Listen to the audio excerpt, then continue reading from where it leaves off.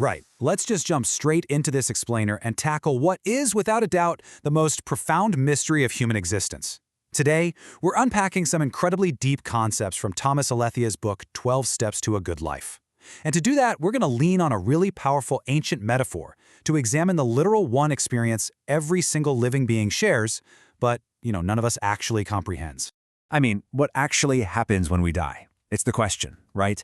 It's the one that's haunted and basically driven humanity since day one. It shapes our behaviors, our beliefs, and yeah, for sure, our deepest anxieties. But today, we're looking at how facing this massive unknown, instead of constantly running away from it, can entirely transform the way you're living your life right this very second. We're going to see exactly how crossing this mental threshold is just a crucial, non-negotiable part of your personal hero's journey.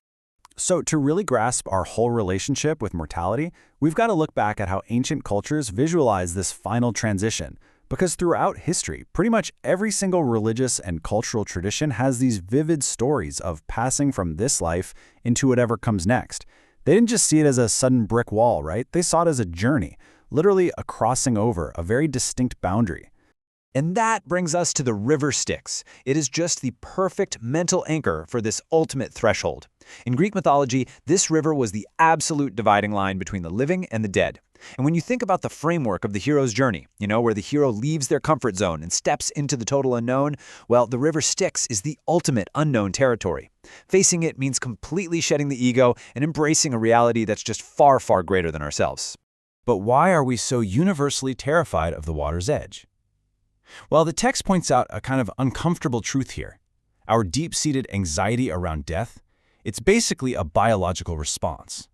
To your brain, any uncertainty equals danger, and death is literally the ultimate uncertainty.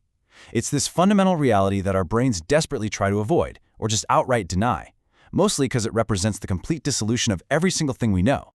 To put that into perspective, just look at the timeline of human history. We are talking about Neanderthal burial sites from 300,000 years ago, where people were buried with food and tools. It's like they were packing for a trip. And that stretches all the way through ancient myths like the river Styx, right up to our modern-day, almost obsessive fascination with near-death experiences. This desperate craving to know what happens next, it is completely hardwired into us. Today, though, standing on the banks of this metaphorical river feels a bit different. We're caught in this massive modern tug-of-war between two completely distinct viewpoints. We've basically traded ancient mythology for scientific analysis and clinical trials, and that has sparked a deeply fascinating and honestly pretty polarizing debate about what is actually happening in those final moments. Just look at this stark contrast here. On one side, you've got the materialist view. They argue that a dying brain is just starved of oxygen, which triggers abnormal cell activity in the visual cortex. Basically, that explains those famous tunnels of light. They're saying the euphoria, the out-of-body sensations, it's all just a hallucination caused by a massive chemical flood, kind of similar to a ketamine trip. But then on the flip side, the spiritual view argues that these wildly consistent, universal accounts are genuine glimpses beyond the veil, proof that the soul continues. And the kicker? As the source points out, science literally cannot prove or disprove an afterlife. It is the ultimate unresolvable debate. Which brings us to this incredibly grounding thought. The Buddhist monk Thich Nhat Hanh reminds us that constantly debating the physics of the afterlife is actually a massive distraction. It distracts us from the infinitely more urgent task of just living fully right now. Think about it. If we waste our extremely limited time arguing over things we literally can't prove, we entirely miss the chance to live well in the present. At the end of the day, all we actually know for sure is life. So if we can't know what's on the other side of the river, how do we make peace with the fact that we are all inevitably marching right toward it? Well, counterintuitively, we do it by actively remembering our mortality.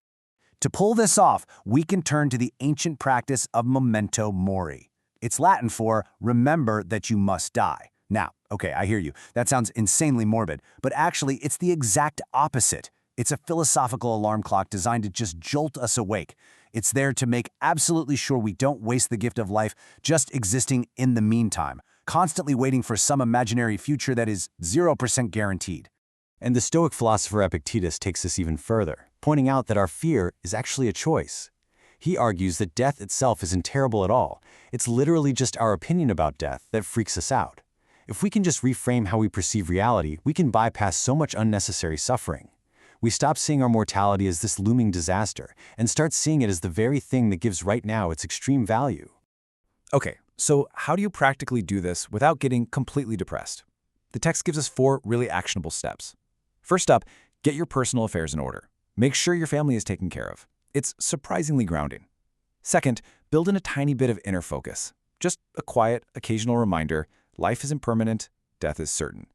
Third, stop delaying what needs to be done. Seriously. And fourth, find and act on your purpose today. Do not wait for tomorrow, because tomorrow is just a concept. It's not a promise. So what if we just completely stopped looking at death as this terrifying brick wall and totally reconceptualized it? What if instead we viewed it as just the next natural phase in the grand hero's journey of our existence? That idea brings us to a truly mind-bending concept from the 4th century called epictasis. It was developed by Saint Gregory of Nyssa, and it's basically the idea that existence is this unceasing, constant evolution toward eternal happiness. When you view existence as an infinite spectrum of growth, every single aspect of your life, including the end of it, just becomes part of a never-ending transformation. It is literally the ultimate reframe. You're not hurling toward a cliff, you are evolving. Just think about a caterpillar for a second. To the caterpillar, going into that cocoon is literally the end of the world. It's the total dissolution of its body and everything it has ever known. But to the butterfly, it's just day one of an incredibly beautiful transition. When you look at human mortality through that exact same lens, the river Styx isn't some terrifying abyss. It's just the cocoon. So crossing this ultimate threshold in your own hero's journey basically comes down to this. Number 1, acknowledge the fear of the unknown. Recognize that it's a totally normal biological response, but do not let it drive the car. Number 2, drag your focus aggressively back to living right now, using tools like memento mori. And finally, number 3, reframe the end as a transition, not a termination. Because when you finally stop desperately clinging to the fear of what comes next, you're actually free to participate in what's happening right now. There's this profound quote from the Tao Te Ching that just hits the nail on the head. Basically, clinging to life out of pure fear actually stops you from living it. It just keeps you trapped in a box of anxiety. But the second you accept how unmanageable life is and that the end is inevitable, you completely unlock the door to genuine wisdom and peace. So I want to leave you with one final, pretty provocative thought to chew on. If the fear of death was just entirely removed from your daily calculus starting right now, what couldn't you do? How would your choices change today? Basically, how are you going to spend your moments before you reach the river?